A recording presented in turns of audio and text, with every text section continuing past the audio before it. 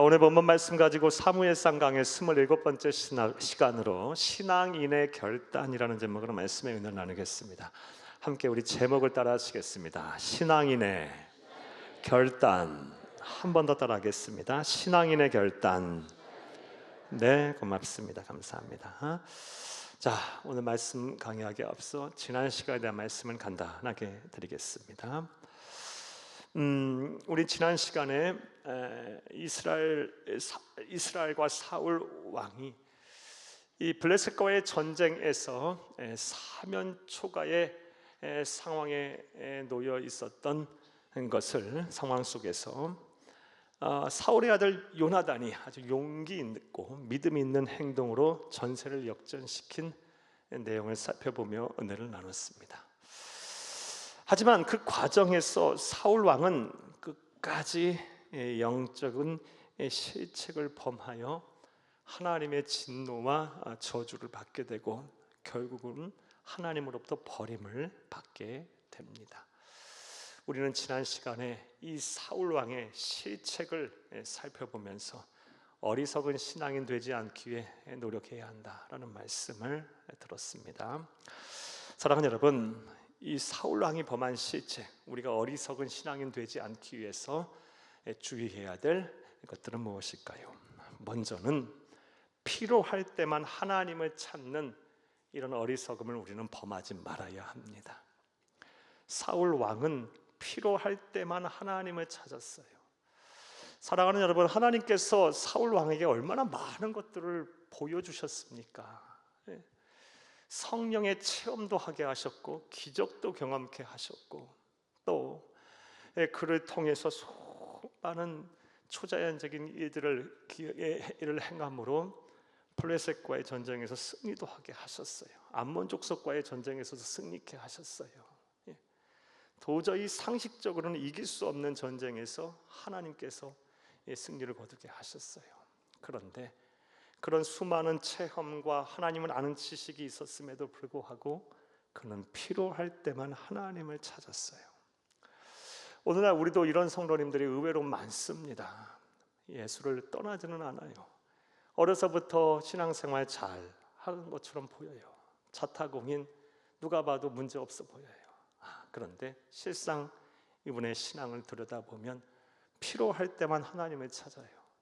내 몸이 아프고 내 삶이 어렵고 내 삶의 문제가 해결되지 않을 때만 하나님을 찾다가 이런 문제가 해결되고 나면 언제 그랬냐는 듯이 다시 냉랭한 신앙인, 무미건조한 아무 감동 없는 그런 신앙인으로서의 삶을 사시는 분들이 의외로 많습니다. 사랑하는 여러분, 이렇게 필요할 때만 하나님을 찾는 신앙인들은 하나님을 자신의 성공의 도구로 이용하시는 분들이에요.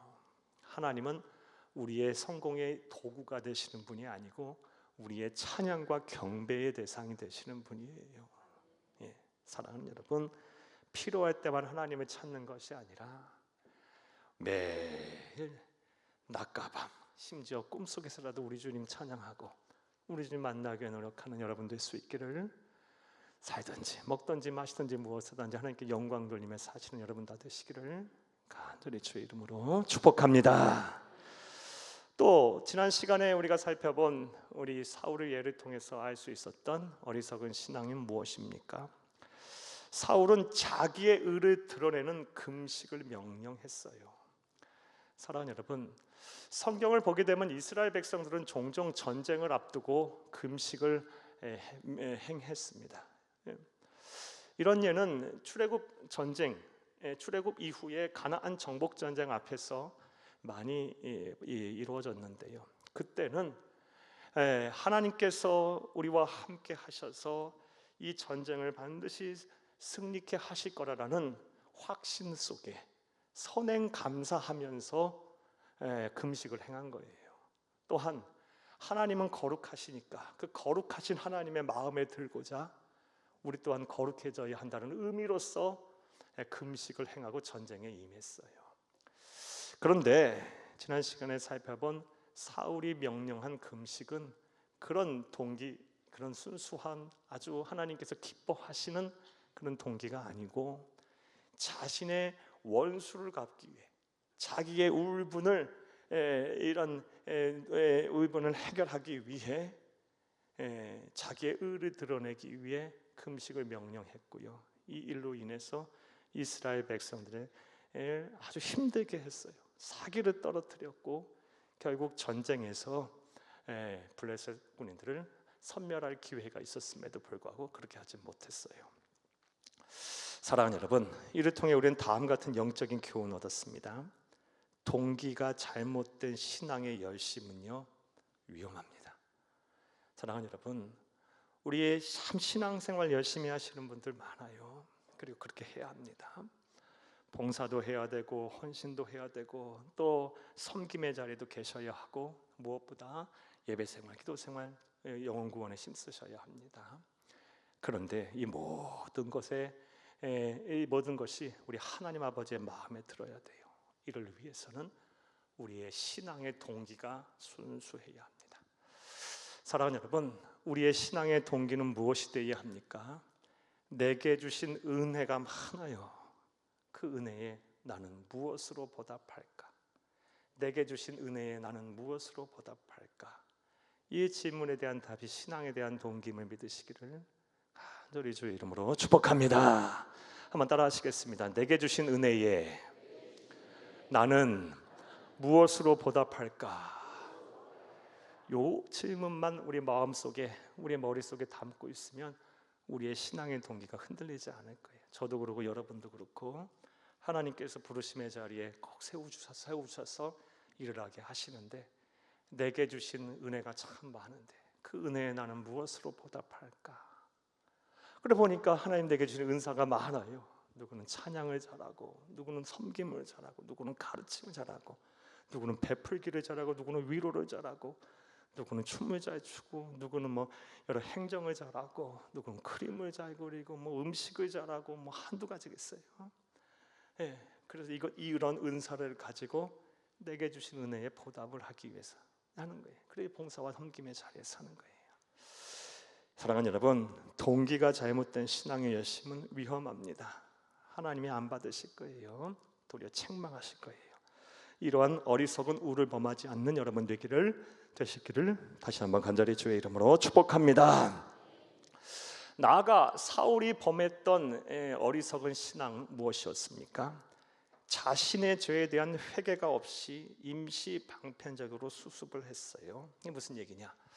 사울이 어리석게 우매하게 금식을 선포하자 이스라엘 백성들은, 군사들은 배가 고팠어요. 그래서 하루 종일 안 먹고 나서 전쟁을 하려니 얼마나 힘들겠어요. 그런 가운데 짐승들을 잡아서 먹는데 어떻게 먹어요? 너무 배가 고프니까 피를 빼지 않고 피째 먹는 그런 율법을 어기는, 레위기서 17장 말씀의 율법을 어기는 죄를 범하게 됩니다. 그런 일들이 일어나게 되자 사울이 어떤 일을 행합니까? 제단을 쌓아요. 그리고 제단에 쌓아서 거기에서 고기를 한마디로 정육을 하는데 거기서 피를 빼고 하나님께 제사를 드린 후 여기서 정육하는 그런 고기만 먹어라라고 선포를 합니다. 그리고 모든 것을 종결지으려고 해요. 사랑하는 여러분, 그런데 이것은 또한 하나님의 진노를 샀어요. 하나님이 원하셨던 것은요, 그런 종교적인 의식과 행위가 아니라 마음을 찢는 회개였기 때문에 그래요. 마음을 찢는 회개가 없이 그냥 종교적인 행위로 모든 사태를 수습하려 했기에 하나님은 사울을 어리석다고 말씀하시고 그를 향해 진노와 심판을 하셨어요. 우리도 가끔 종종 이런 우를 범합니다. 하나님이 찾으시는 제사는 상한 마음인데요, 우리의 마음을 찢는 회개인데 우리가 살다 보면 하나님의 백성들이라고 왜 실수 안 하겠습니까? 왜 영적 침체에 안 빠지겠습니까? 왜 잘못을 안 하겠습니까?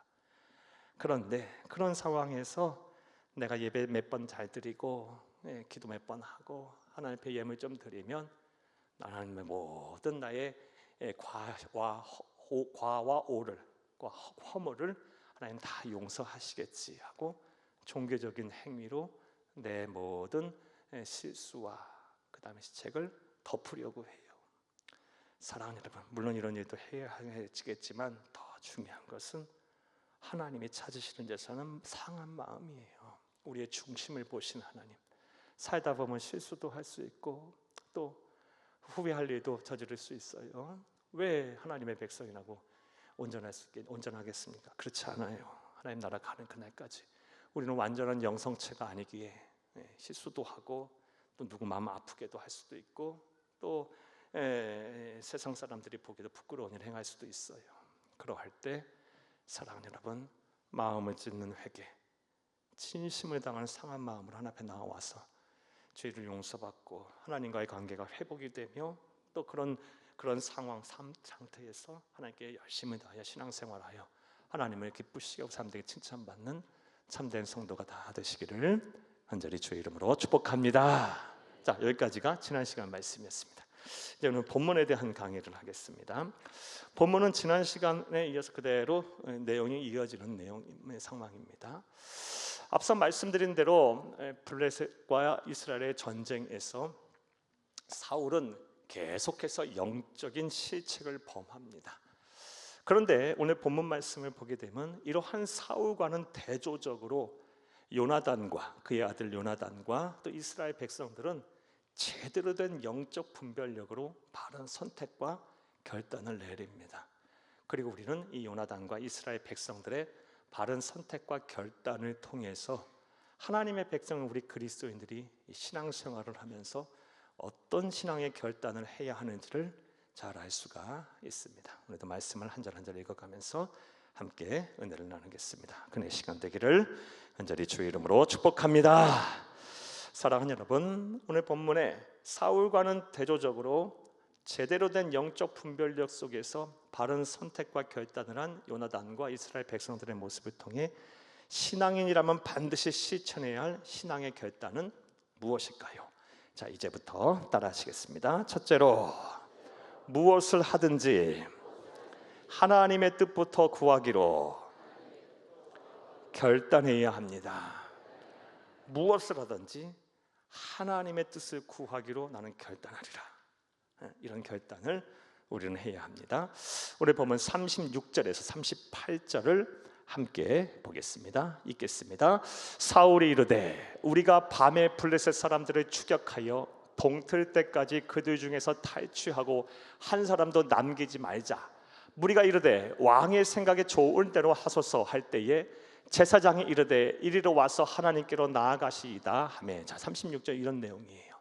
앞서 우리 지난 시간까지 살펴본 대로 하나님께서 함께 하셨고 이 요나단의 믿고 용기 있는 행동으로 이 상황 승기가 마련이 됐어요. 그래서 사울과 이스라엘 백성들이 블레셋과의 군대를 밤새도록 추격을 합니다.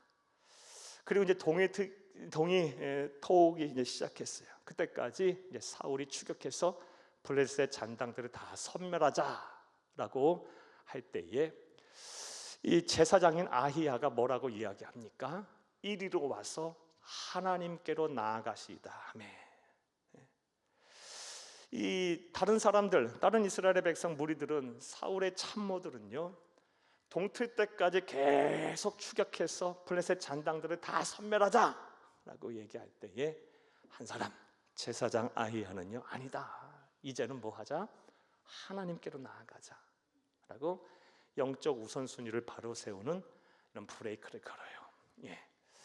자, 이 아히야 제사장 아히야의 행동 우리 주의 있게 보셔야 합니다. 자, 계속 읽겠습니다. 37절 사울이 하나님께 묻자오되 내가 블레셋 사람들을 추격하리이까 주께서 그들을 이스라엘 손에 넘기시겠나이까 하되 그날에 대답하지 아니하시는지라. 38절 사울이 이르되 너희 군대의 지휘관들아 다 이리로 오라. 오늘 이 죄가 누구에게 있나 알아보자. 아멘. 자, 이 제사장 아히야가 더 이상 이 블레셋 잔당들을 쫓지 말고 이제는 하나님께로 나아가자. 하나님께 예배하자. 하나님께 기도하자.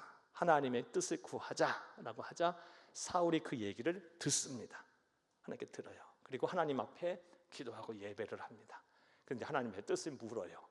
하나님, 이제 남은 블레셋 잔당들을 추격해야 섬멸해야 합니까? 그랬더니 하나님께서 어떻게 하셨어요? 침묵하셨어요. 아무런 말씀 안 하셨어요. 38절에 이제 사울이 뭐라고 생각을 해요? 군대 지휘관들아 다 이리로 와라. 왜 하나님께서 침묵하시는지 그 그 답을 한번 찾아보자라고 이야기를 합니다. 자, 앞서 우리는 이 제사장이었던 아히야의 행동을 통해 우리가 이 세상을 사는 동안 우리 그리스도인들이 반드시 해야 할 결단, 신앙의 결단이 무엇인지를 알 수 있다고 말씀드렸어요. 사랑하는 여러분, 아무리 상황이 삶이 바쁘고 해야 할 일이 많고 그리고 내 눈앞에 산적한 현안들이 있다 할지라도 사랑하는 여러분, 하나님의 뜻부터 구하는 것이 우리 신앙인의 참된 모습임을 꼭 기억하시기를 간절히 주의 이름으로 축복합니다.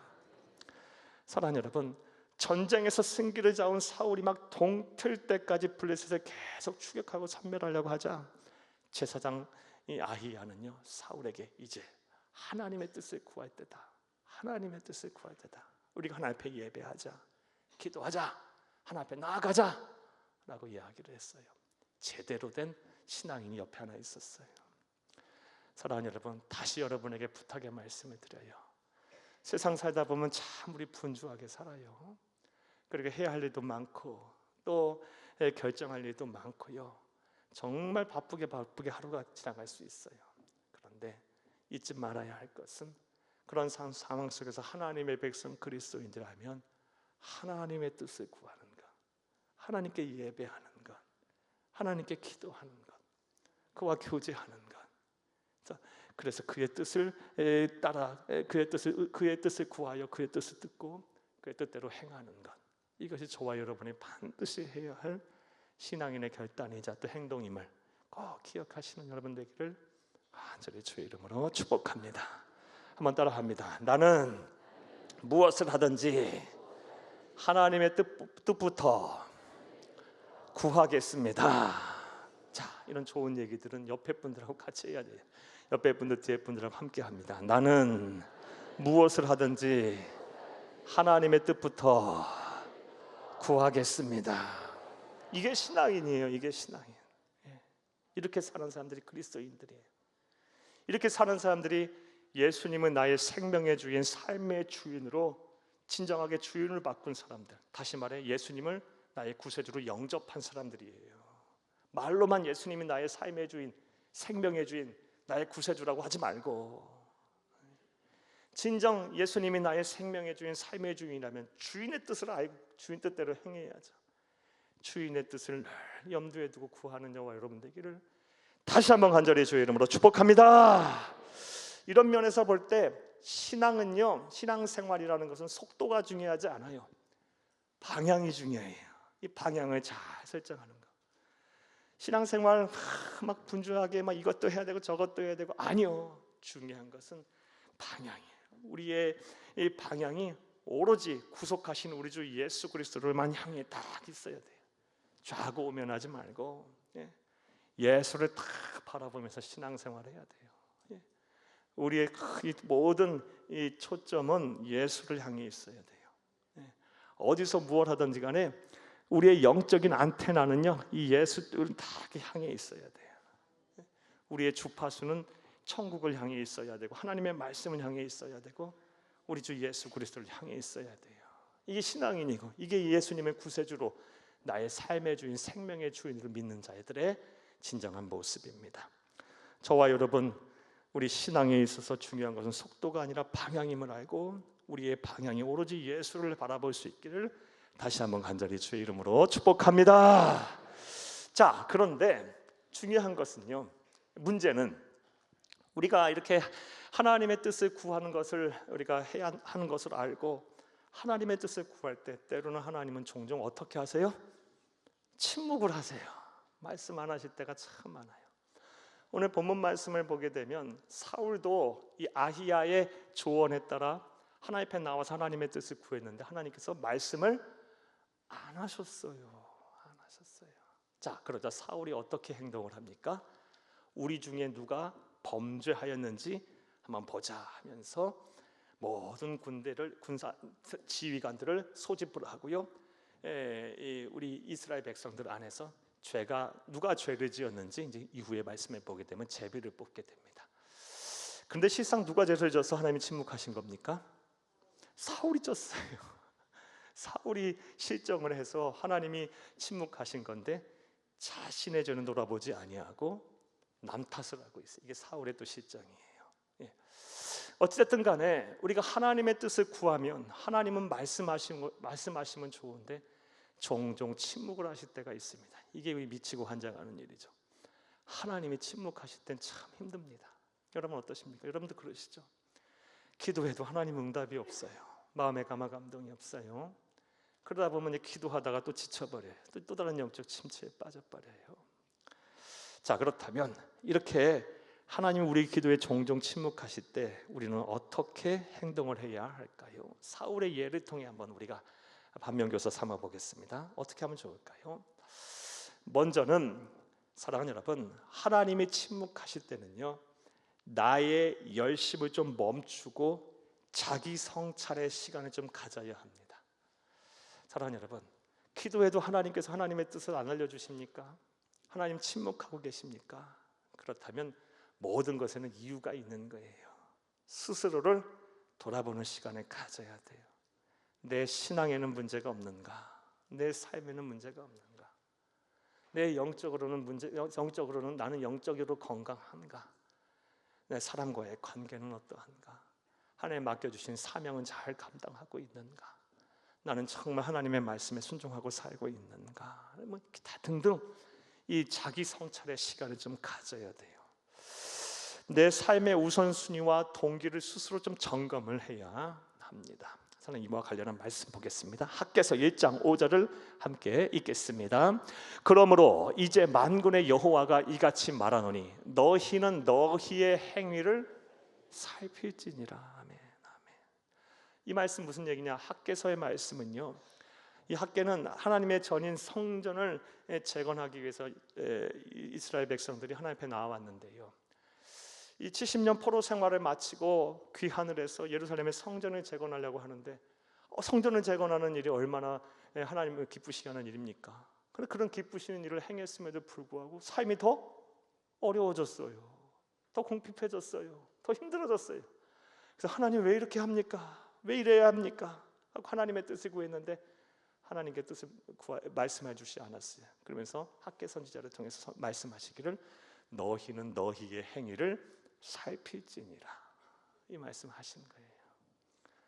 사랑하는 여러분, 분명 나는 하나님 뜻대로 살고 있는데, 그리고 하나님의 뜻을 구하는데 하나님은 왜 나에게 침묵하실까라고 이런 여러분 스스로의 의문이 들 때, 이런 생각이 들 때 어떻게 해라? 열심을 좀 멈추고 자기 성찰의 시간을 좀 가지세요. 내 신앙에는 문제가 없는가? 하나님과의 관계에는 문제가 없는가? 내 신앙의 동기와 과정은 순수하고 문제가 없는가? 나는 하나님의 백성, 주님 없는 교회 안에서 사람과의 관계, 교우와의 관계에는 문제가 없는가? 뭐 기타 등등 많이 있을 수 있겠죠. 또 하나님께 정직하게 신앙생활하고 있는가? 헌금생활 제대로 하고 있는가? 또 봉사와 헌신의 자리에 제대로 서고 있는가? 나의 언행심사, 나의 말과 행동은 정말 겉과 속이 일치하는가? 뭐 기타 등등 많은 것들을 생각해 볼 수 있을 거예요. 그리고 무엇보다 나는 예수님을 닮았는가? 이런 것을 생각해 보면 답이 나와요. 그러면 그런 성찰의 시간을 갖다 보면요, 하나님이 말씀하십니다. 이미 많은 것들을 보여주세요. 이유를 알게 하세요. 깨닫게 하셔서 이전보다 더 높은 지경에 그런 신앙인으로서 살게 하세요. 참 많은 것을 보여주세요. 이전에 못 보던 거 보게 하시고, 이전에 못 누리던 거 누리게 하시며, 이전에 생각하지 못했던 거 생각하게 하세요. 우리의 영적 지경이 넓어지는 거예요. 이런 은혜와 실천이 저와 여러분 가운데 충만하기를 간절히 주의 이름으로 축복합니다. 사울은요, 이거를 안 했어요. 하나님 침묵하시자 남 탓으로 돌려버렸어요. 자기 성찰의 시간을 좀 가져야죠. 사울의 실정 때문에 하나님 침묵하신 건데 남 탓으로 돌려버리고 말았어요. 우리 군사 중에 누가 죄를 졌나? 그들을 심판하고 정죄하면 하나님 침묵하셔서 벗어날 줄 알았어요. 자, 또 하나님은 종종 우리의 기도에 침묵하시는데, 그렇다면 이처럼 하나님 침묵하실 때 우리는 어떻게 행동을 해야 할까요? 사랑하는 여러분, 하나님이 침묵하실 때는요, 하나님의 섭리를 기대하면서 인내해야 합니다. 하나님의 섭리가 뭡니까? 하나님의 백성을 위해서 뭐한다? 졸지도 주무시도 아니하시면서 일하신다라는 게 하나님의 섭리예요. 하나님은 저와 여러분에서 반드시 일하십니다. 믿으십니까? 하나님의 백성을 내버려 두지 않아요. 우리 주 예수님 말씀하셨어요. 내가 너희를 고아처럼 내버려 두지 아니하겠다 말씀하셨어요. 보혜사 성령님을 우리에게 보내주신 이유가 무엇입니까? 우리를 내버려 두지 않겠다는 말씀이에요. 성령님께서 하시는 주된 사역은 하나님의 백성을 하나님의 나라 가는 그날까지 지키고 보호하고 인도하시고 함께 하시며 일하시는 거예요. 보혜사가 뭐예요? 파라클레토스, 헬라어로 파라는 뭐뭐 옆에서, 클레토스는 돕는 영이라는 뜻이에요. 내 옆에서 나를 위해 돕는다니까요. 누가? 성령님이요. 따라서 하나님의 백성을 향한 하나님의 섭리는 항상 활짝 열려 있어요. 이것을 기대하면서 뭐 해야 돼요? 참아야지. 하나님의 때가 올 때까지. 사랑하는 여러분, 물론 이거 쉽지 않다라는 거 알아요. 그런데 사랑하는 여러분, 인내는 곧 믿음이에요. 이 구약의 말씀보다 신약의 말씀, 특히 히브리서 같은 말씀을 보게 되면 인내와 믿음을 동일시하고 있어요. 믿음 있는 사람은 참아내요. 지금 하나님의 섭리가 다 여러분에게 지금도 하나님 이루어지고 있을 텐데, 사랑하는 여러분, 아무리 지금 삶이 힘들고 어렵더라도 이 하나님의 섭리를 기대하면서 믿음으로 잘 견디고 이겨내시기를 바라요. 하나님의 구원의 때, 하나님의 축복의 때가 올 줄로 믿습니다. 그런데 사울은 이거에 실패한 사람이에요. 앞서 여러 사울의 실정을 보았지만 하나님의 때를 기다리지 못하고 조급해서 자신이 그냥 제사장도 아닌데 막 제사 드려버리고, 하나님의 뜻도 막 구하지 않고 하나님께 예배하지도 않고 먼저 하나님의 괴를 가지고 오라 그랬다가 또 자신이 봐서 조급해서 가져오지 말라 그러고 막 이런 우두범하고, 사울은 이 조급증을 불러오는 이 조급증 마귀에게 진 사람이에요. 저와 여러분도 이거 참 이겨내야 합니다. 하나님의 나라 가는 그날까지 우리가 반드시 싸워 무찌러야 할 마귀가 있는데, 조급 마귀야, 조급 마귀. 또 하나 마귀를 얘기하면 섭섭하게 하는 섭섭 마귀고, 조급 마귀하고 섭섭 마귀만 물리쳐도 신앙생활 성공해요. 뭐 이렇게 섭섭한 게 많은지. 하나에서 열까지 저도 그렇고 여러분들도 다 마찬가지예요. 섭섭 마귀를 싸워 물리쳐야 돼. 그리고 조급 마귀를 물리쳐야 돼. 하나님의 때는 반드시 올 테니까. 하나님의 섭리를 기대하며 인내하시는 여러분 될 수 있기를 다시 한번 간절히 주의 이름으로 축복합니다. 또 하나님 종종 우리의 기도에 침묵하시는데, 이 기도에 침묵하실 때 우리는 어떻게 행동을 해야 할까요? 사랑하는 여러분, 하나님이 침묵하실 때는요, 뭘 해야 하냐? 하나님과의 관계 회복을 노력해야 돼요. 하나님과의 관계 회복을 더 돈독히 해야 할 때라고 생각하세요. 하나님과의 관계에 더 집중하세요. 관계 회복을 위해서. 그런데 사울은 이것을 전혀 하지 않았어요. 사울은 하나님을 도구화했어요. 도구화. 말씀드렸다시피 전쟁에서 승리하기 위해서, 자신의 왕권을 유지하기 위해서 하나님을 이용하려고만 했지, 하나님과의 그런 관계를 아주 좋은 관계로 만들어 나가려고 하지 않았어요. 그러니까 하나님은 이 사울을 버리고 이 사울보다 더한 실정을 버렸어도 하나님과의 관계를 항상 우선시했던 다윗을 선택해서 내 종 다윗을 보니 내 마음에 합한 자다라고 말을 했던 거예요. 여기 답이 나오는 거예요.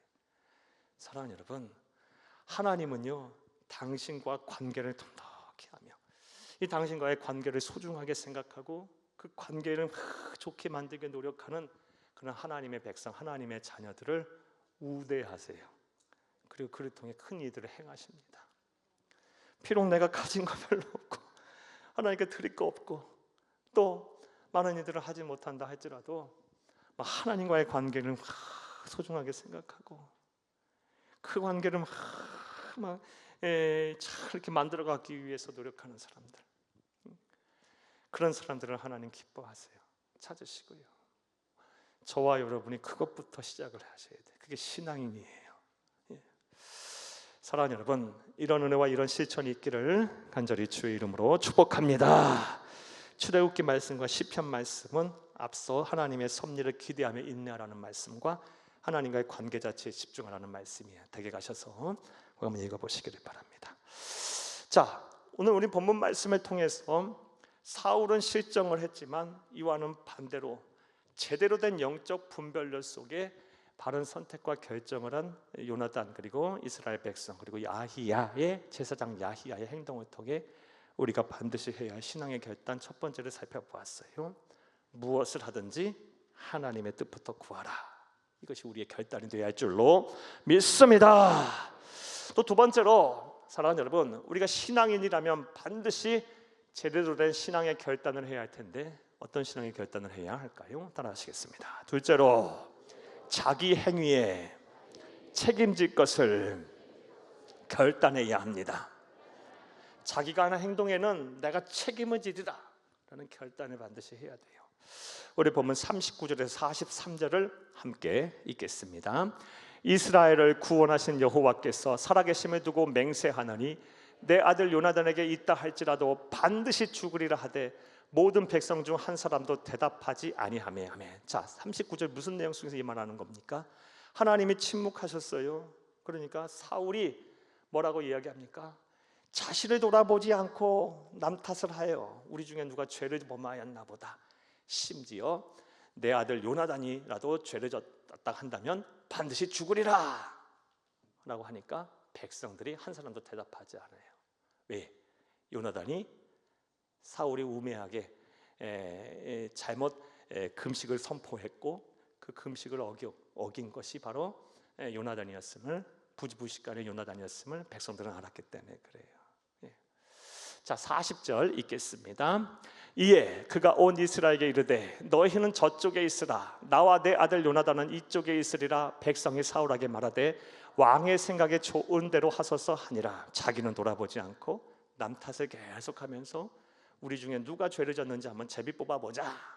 설령 요나단이라 할지라도 이 반드시 하나님 말씀을 어긴 자는 죽으리라 라고 말했어요. 41절 읽겠습니다. 이에 사울이 이스라엘 하나님 여호와께 아뢰되 원하건대 실상을 보이소서 하였더니 요나단과 사울이 뽑히고 백성은 면한지라. 42절 사울이 이르되 나와 내 아들 요나단 사이에 뽑으라 하였더니 요나단이 뽑히니라. 아멘. 우리 43절 함께 읽겠습니다. 사울이 요나단에게 이르되 네가 행한 것을 내게 말하라. 요나단이 말하여 이르되 내가 다만 내 손에 가진 지팡이 끝으로 꿀을 조금 맛보았을 뿐이오나 내가 죽을 수밖에 없나이다. 아멘. 사울이 자기의 의를 드러내고자 자기 분에 막 주체 못해서 원수 갚고자 하나님의 이름으로 금식을 선포했고 하나님의 이름으로 금식을 어긴 자는 저주를 받을 것이라는 군령을 내렸어요. 반드시 죽으리라는 군령을 내렸어요. 그런데 전쟁 중에 있다 보니까 요나단은 이 군령을 듣지 못했어요. 한참 싸우다가 보니까 배고파서 허기져서 보니까 우리 지난 시간에 살펴봤듯이 꿀이 조금 있는 거예요. 꿀을 찍어 먹었더니 막 눈이 밝아졌어요. 힘을 얻었어요. 그래서 전쟁에서 또 승리했는데요. 자, 부지불식간에 이 요나단은요 그런 군령이 있는지도 모르고 죄를 범하였고 결국 제비 뽑았을 때 요나단이 선택이 되게 됐습니다. 그런데 사랑하는 여러분, 요나단의 우리의 이후에 이 행실에 대해서 우리는 주목을 해볼 필요가 있어요. 사울이 내게 행한 것을 다 말하라고 다그치자 요나단은 어떠한 태도를 보였습니까? 우리 43절을 다시 한번 읽겠습니다. 43절 사울이 요나단에게 이르되 내가 행한 것을 내게 말하라. 요나단이 말하여 이르되 내가 다만 내 손에 가진 지팡이 끝을 꿀을 조금 맛보았을 뿐이오나 내가 죽을 수밖에 없나이다. 아멘. 두 가지의 태도를 보입니다. 먼저는 사랑하는 여러분, 정직하게 다 자백을 해요. 변명하지 않아요. 꿀을 찍어 먹었어요. 그리고 나서 또 하나의 어떤 태도를 보입니까? 자신이 행한 모든 행동에 대해 책임을 지려고 해요. 내가 죽을 수밖에 없나이다. 난 죽겠나이다. 당당하게 순응하고 받아들여요. 사랑하는 여러분, 이와 같이 자기가 행동한 것에 책임질 줄 아는 사람들이 바로 그리스도인이에요. 오늘날 세상에요, 말과 행동을 저질러 놓고 행동을 해놓고 책임지지 않는 사람들 때문에 세상이 참 힘들고 혼란스러워요. 예. 우리 그리스도인들은요, 말과 행동한 것에 대해서 책임을 질 줄 알아야 돼요. 그게 그리스도인이에요. 무엇보다 우리 구주 예수님께서 그런 삶을 사셨기 때문입니다. 예수님을 보세요. 예수님은요, 당신이 말한 것 단 하나도 어김없이 다 그대로 행동하셨어요. 그것이 차마 십자가의 길, 죽음의 길, 그리고 모욕과 수치와 천대의 길을 할지라도 그 길을 그대로 걸어가시면서 우리 주 예수님께서는 이 세상에 오셔서 하신 모든 자신의 말과 행동에 대한 책임을 다 지셨어요. 사랑하는 여러분, 저와 여러분 이런 예수를 본받아, 또 오늘 본문의 요나단을 본받아 우리가 하는 모든 행동에 대해 책임을 지는, 그런 책임질 것을 결단하는 저와 여러분이 될 수 있기를 간절히 주의 이름으로 축복합니다. 반면에 우리가 계속 살펴보고 있지만 사울 왕은 요나단과 대조적으로 어떠한 모습을 보입니까? 끊임없이 자기 합리화를 해요. 난 이래서 그렇고 저래서 그렇고 이래서 그렇고 저래서 그렇고 끊임없이 변명해요. 책임 안 져요. 사울 왕은 비겁했고 요나단은 정직했어요. 종종 여러분에게 말씀드리는데요, 제가 하나님의 말씀을 통해서 이해하는 사명감이란 곧 책임감이에요. 저와 여러분은 사명을 잘 주신 사명들이 있어요. 이 사명을 다 감당해야 돼요. 사명을 감당한다는 것은 책임을 다한다는 거예요. 뒤로 물러서지 않고, 자기 합리화 막 하지 않고, 변명하지 않고, 그냥 이리 빠져나가고 저리 빠져나가려고 하지 않고 묵묵히 맡은 자리에서 하나님께 지혜를 구하며 할 수 있는 최선을 다해서 모든 결과는 하나님 앞에 맡기는, 이 책임을 다하는 게 곧 사명을 다하는 겁니다. 사랑하는 여러분, 하나님의 나라가 가는 그날까지 하나님이 여러분에게 부여하신 사명을 잘 감당하는, 다시 말해 책임을 다하시는 여러분 되시기를 간절히 주의 이름으로 축복합니다. 우리 공동기도 제목에 우리 성도들 뭐라고 기도합니까? 저와 여러분, 하나님이여 신앙의 자리, 사명의 자리, 교회의 자리, 가정의 자리 잘 지키게 하옵소서. 이 네 가지 자리만 잘 지켜도요, 우리 사명 다하는 거예요. 책임 다하는 거예요. 우리 삶의 대부분이 이루어지는 공간이고 또 가장 핵심적인 공간이니까요. 신앙의 자리, 사명의 자리, 교회의 자리, 가정의 자리를 잘 지키세요. 여러분, 하나님의 백성들에게 우연이 어디 있어요? 저와 여러분을 원근각처에서 불러주셔서 이날 이때에 우리 새한교회의 성도가 되게 하시고 한 교회를 이루게 하셨어요. 교회는 저와 여러분이에요. 예수를 그리스도 믿는 성도들의 모임, 우리가 바로 교회예요. 교회를 이루게 하셨으니 이 교회 안에서, 우리 새한교회 안에서 이제 신앙의 자리, 사명의 자리, 교회 자리, 가정의 자리를 잘 지키세요. 자기 행동에 대한 책임을 다하시는 여러분 될 수 있기를 간절히 주의 이름으로 축복합니다. 축복합니다. 자, 그렇다면 이런 생각이 들어요. 어떻게 이 사울 왕과 그의 아들 요나단은 이런 다른 행보를 보일 수 있었을까요? 대체로 그 아버지의 그 아들이거든요. 그렇죠? 그런데 어떻게 이렇게 완전히 다른 행보를 보일 수 있었을까요? 오늘 본문 말씀을 보게 되면 그 답을 우리가 알 수 있습니다. 답이 45절에 나옵니다. 이스라엘 백성들이 사울을 변명하면서 한 말이에요. 45절을 함께 보겠습니다. 백성이 사울에게 말하되 이스라엘이 큰 구원을 이룬 요나단이 죽겠나이까? 결단코 그렇지 아니하나이다. 여호와의 살아계심을 두고 맹세하노니 그의 머리털 하나도 땅에 떨어지지 아니할 것은 그가 오늘 하나님과 동력하였음이니이다 하여 백성이 요나단을 구원하여 죽지 않게 하니라. 아멘.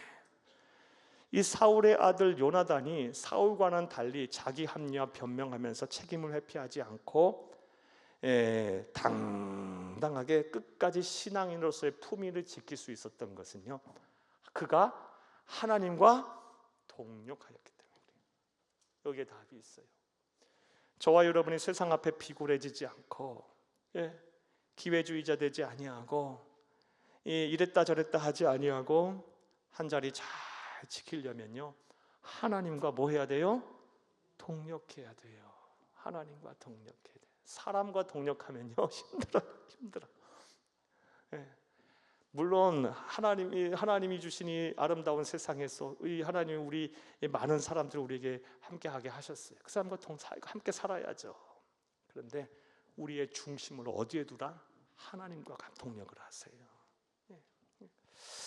사랑하는 여러분, 이 사울의 아들 요나단은 하나님과 동력을 한다는 확신이 있었기 때문에 모든 결과에 대해서 다 자유할 수 있었던 거예요. 하나님이 동력하니까 하나님 책임지실 거고, 그 하나님은 가장 나를 선하게 인도하실 거니까. 그래서 자유할 수 있었던 거예요. 모든 결과 앞에서요. 저와 여러분이 누려야 될 자유입니다. 하나님과 동력한다는 확신을 가진 사람은요, 세상 앞에 당당하고 자유합니다. 사람에 대해서 이랬다 저랬다 하지 않아요. 뭐 이해 못할 사람 없고 용서 못할 사람 없고 못 받아들일 사람 없어요. 나는 하나님과 동력하고 나와 동력하신 하나님은 전지전능하시고, 나와 동력하신 그 하나님은 나보다 나를 더 사랑하시고 잘 아시면서 나를 위해 가장 선하고 바른 길로 인도하실 분이니까, 그분이 이끄시는 대로 나와 동력하는 그분이 나와 함께 하시는, 그 나를 인도하시는 대로 살면 자유하지. 설령 지금 눈앞에 보이는 사람들이 나를 힘들고 어렵게 한다 할지라도 괜찮아. 하나님께 주신 지혜를 구하며 인도하신 대로 살면 되니까 하나님과 동력하시기를 바랍니다. 마음을 그분께 두세요. 그리고 그분께 여러분의 삶과 삶의 모든 문제를 맡기고 그분이 주시는 지혜를 가지고 당당하세요. 그는 여러분이 하나님과 동력하면 확신은 여러분에게 자유를 줄 거예요. 이런 은혜와 복이 저와 여러분 가운데 함께 하기를 간절히 주의 이름으로 축복합니다. 자, 두 번째로 우리는 이 사울의 아들 요나단의 모습을 통해 우리가 이 세상을 살아가는 동안 결단에 대해 신앙인의 결단이 무엇인지를 알 수 있었어요. 자기 행위에 책임질 것을 우리는 결단해야 합니다. 세 번째로 이 본문에 등장하는 이스라엘 백성들을 통해 신앙인이란 반드시 실천해야 될 신앙의 결단은 무엇일까요? 따라하시겠습니다. 셋째로 사람을 살리는 사랑을 실천하기로 결단해야 합니다. 사람을 살리는 일이 중요한 거예요. 영혼 사랑, 영혼 구원이 중요한 거예요. 그리고 사랑을 실천하는 것이 중요해요. 누구에게? 우리 그리스도인에게요. 오늘 보면 44, 46절을 함께 보겠습니다. 사울이 이르되 요나단아 내가 반드시 죽으리라. 그렇지 않으면 하나님이 내게 벌을 내리시고 또 내리시기를 원하노라 하니. 45절 백성이 사울에게 말하되 이스라엘의 이 큰 구원을 이룬 요나단이 죽겠나이까? 결단코 그렇지 아니하나이다. 여호와의 살아계심을 두고 맹세하옵나니 그의 머리털 하나도 땅에 떨어지지 아니할 것은 그가 오늘 하나님과 동력하였음이니이다 하여 백성이 요나단을 구원하여 죽지 않게 하니라. 46절 사울이 블레셋 사람들을 추격하기를 그치고 올라가매 블레셋 사람들이 자기 곳으로 돌아가니라. 아멘. 서슬이 펄한 이 절대 권력 앞에서 이스라엘 백성들은 사울의 아들 요나단을 살려냅니다. 단 한 사람이라도 사울의 심기를 건드리면 죽을 수 있어요. 그런데 이스라엘 백성들이 한 마음이 돼서 이 사울의 아들 요나단을 살려내요. 사람을 살리는 일이 우리 그리스도인에게 중요해요. 사람 생명보다 귀한 것은 없어요, 여러분. 아무리 돈도 중요하고 아무리 명예도 중요하고 아무리 좋은 직업도 좋은 그런 것들을 소유하는 것도 중요해요. 물론 하나님 백성들이 그렇게 사는 것도 중요해요. 하지만 우리에게서 가장 중요한 것은 사람 생명이에요. 여러분의 생명부터 귀하게 여기세요. 그리고 여러분의 생명 귀한 것만큼 남의 생명도 귀하다는 것 알고 남의 생명도 귀하게 여기세요. 우리 그리스도인은 사람 살리는 일, 생명을 귀하게 여기는데 열심히 다해야 돼요. 그래서 영혼 구원하기 힘써야 되는 거 아니에요. 우리의 생명의 시체는 영혼이니까. 사랑하는 여러분, 이를 위해서 우리는 사랑을 실천해야 되죠. 왜 성경을 보면 이렇게 사랑 얘기를 하고 있는가? 사랑하는 여러분, 로마서 13장 10절 말씀 시간 없어서 안 읽겠는데요. 사랑은 율법의 완성이라 그랬고요. 그리고 고린도전서 13장 13절 우리 너무나 잘 아는 말씀이죠. 그런즉 믿음, 소망, 사랑 이 세 가지는 항상 있을 것인데 그 중에 제일은 사랑이라. 사랑이 없으면 고린도전 13장 말씀에 보면 천사의 말을 할지라도 우리는 꽹과리 같고 다 소용없다고 부질없다고 말하고 계세요. 결국은요, 사랑은 영혼 그리고 귀한 생명, 사람을 살리는 일과 직접적인 관련이 있기 때문에 그래요. 여러분에게 한번 여쭤보겠어요. 먼저 여러분에게 여쭤보겠어요. 여러분 스스로의 생명을 귀하게 여기십니까? 자기 학대, 자기 비하 이런 거 하지 마세요. 여러분 한 분 한 분 하나님 귀하게 여기세요. 여러분을 위해서 하나님은 당신의 생명을 버렸어요. 여러분, 저와 여러분이 보통 사람들 아니에요. 함부로 막 비하하지 마세요. 여러분 소중한 사람이 하나님의 대표 선수들이 걸작품들이에요. 하나님이 여러분을 위해서 생명을 버렸다니까. 내 생명부터 귀하게 여기세요. 존귀한 자라고 여기세요. 스스로 막 자존감을 바닥 내동댕이치지 마세요. 지금 내가 가진 것이 없고 누린 것이 없고 소유한 것 없고 배운 것이 짧고 또 세상에 눌려있다 할지라도 여러분, 하나님은 여러분을 그렇게 보고 계시지 않아요. 내 생명 귀하게 여기세요. 소중하게 생각하시고 내 생명 귀한 만큼 다른 생명도 귀하게 여기시기를 간절히 주의 이름으로 축복합니다. 사랑보다 더 큰 계명은 없습니다. 자, 우리 그리스도인들은 사람을 살리는 사랑을 실천하기로 결단해야 합니다. 할렐루야. 자, 여기까지가 이제 46절까지 말씀이고요. 시간이 없어서 빨리빨리 할게요. 자, 이제 47절에서 52절 말씀을 볼 텐데, 이제 47절에서 52절 말씀 잠깐 저를 보세요. 47절에서 52절 말씀 이런 내용이에요.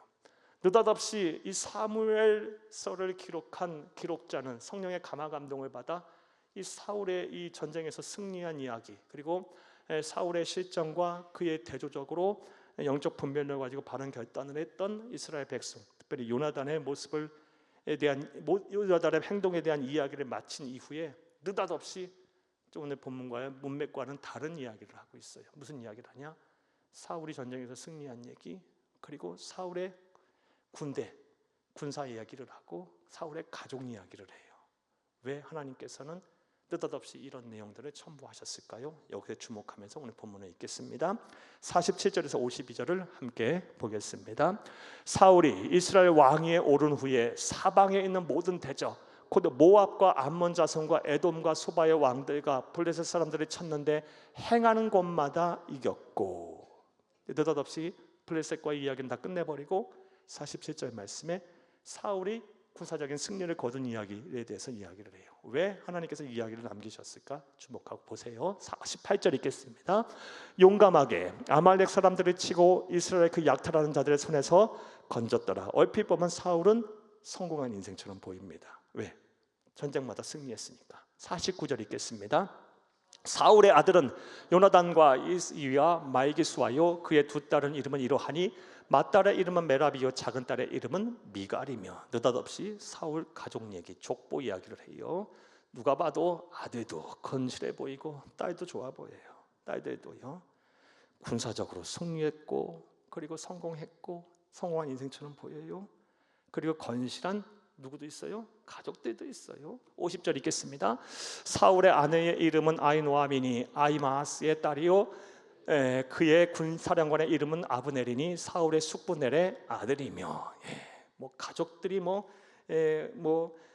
불가항력적인 그런 아주 든든한 군사 지휘관들이니까, 힘 있는 군사 지휘관들이니까 사울은 걱정 없어 보여요. 51절 읽겠습니다. 사울의 아버지는 기스요 아브랄의 아버지는 네리니 아비엘의 아들이었더라. 52절 사울이 사는 동안에 블레셋 사람과 큰 싸움이 있었으므로 사울이 힘센 사람이나 용감한 사람들을 보면 그들을 불러 모았더라. 아멘. 얼핏 보면 47절에서 52절 말씀에 보면 사울의 인생은 성공한 인생입니다. 전쟁마다 승리했고요, 그리고 가족들도 족보상으로 볼 때도 아주 건실해 보여요. 걱정이 없어요. 그리고 그의 가장 휘하 믿을 만한 사람들은요, 그의 친척들 그리고 사돈지간 뭐로 봐도요 견고해요. 사울의 왕권은 견고해 보여요. 그리고 블레셋과의 싸움에서 큰 승리를 거뒀고, 그리고 힘센 장수들을 이 원근 각지에서 불러 모았어요. 어떤 면으로 봐도 사울은 견고한 그런 견고한 성을 쌓은 것처럼 보여요. 그런데 우리는 사울의 말로를 너무 잘 알아요. 이제 15장부터는요 사울은 하나님께로부터 버림을 받는 이야기가 시작돼요. 그리고 얼마 안 있어서 사울은 망하고 패가 망신해버리고 그의 왕권은 역사 속에 사라지게 돼요. 결국 왜 하나님께서는 이런 이야기들을 사울이 망해가는 사울이 하나님부터 버림받는 그 말씀 직전에 이 이야기를 첨부해 놓았을까요? 그 이유가 무엇일까요? 여러분 눈치 다 채셨죠? 사울은 하나님과의 관계가 무너진 사람이에요. 하나님과의 관계가 무너진 사람이 쌓은 인간의 견고한 성은 다 뭐다? 부질없다. 하나님과의 관계가 무너진 사람들이 아무리 많은 재산을 모아놓고 아무리 막 그냥 좋은 정말 건강하고 건실한 가족 관계를 형성해 놓고 또 인맥과 그런 사람들을 불러 모았다 할지라도 무너질 것 같지 않은 그런 인간의 견고한 성, 하나님 보시기에 다 부질없다는 거예요. 하나님의 백성은 어떻게 살아야 한다? 하나님과의 관계가 중요하다. 사울은 그것 때문에 버림을 받은 거예요. 성경은 다 하나님께서 의미를 두고 기록으로 남기신 거예요. 한 구절 한 구절 한 의미가 다 우리에게 다 있어요. 저와 여러분이 이 세상을 어떻게 이제 남은 여생을 살아야 하는지 오늘 말씀을 통해 우리가 분명하게 결단하시기를 바랍니다. 한번 따라해 볼까요? 하나님과의 관계가 무너진 사람이 쌓은 인간의 견고한 성은 마치 모래 위에 쌓은 성과도 같다. 모래 위에 쌓은 성 보기에는 그럴듯해 보여요. 파도 한번 몰아치면 끝나버려요. 허물어져 버려요. 여러분 무엇에 목매달아 살고 계십니까? 무엇을 중요하게 생각하며 살고 계십니까? 우리는 그리스도인들이에요. 이 세상이 전부가 아니라 영원을 소유한 사람들이에요. 천국을 소유한 사람들이고요. 결국 우리가 가야 할 곳은 본향인 하나님의 나라 천국이에요. 우린 예수님의 사람들이에요. 세상 사람들과 사는 법이 달라야 합니다. 하나님과의 관계가 무너지지 않도록 하나님과의 관계를 소홀히 하지 마세요. 그래서 예배를 소중하게 생각하시고 예배를 생명같이 귀하게 여겨야 되는 거예요. 여기서부터 시작이 되는 거예요. 저도 그렇고 여러분도 그렇고 다 우린 그리스도인이고 성도예요. 예배부터 시작해서 우리의 영적 지경이 이렇게 넓어져 가면서 하나님과의 관계가 점차 아름다워져 가야 돼요. 이를 위해 수고하고 애쓰시는 여러분 다 될 수 있기를 간절히 주의 이름으로 축복합니다. 본문은 우리에게 묻고 계세요. 당신은 사울처럼 힘센 사람들을 모으고 있느냐 아니면 요나단처럼 하나님과 동력하고 있느냐, 이거 우리에게 묻고 있는 거예요. 그러면서 말씀을 맺어요. 부디 요나단처럼 또 우리보다 앞서 신앙생활 잘했던 하나님 베푸시고 사람들이 칭찬받았던 신앙인들처럼 저와 여러분 또한 하나님과 동력하며 주와 교제하기 힘쓰는 것에 열심을 다하는 삶을 사는 저와 여러분 될 수 있기를 간절히 주의 이름으로 축복합니다. 축복합니다. 축복합니다.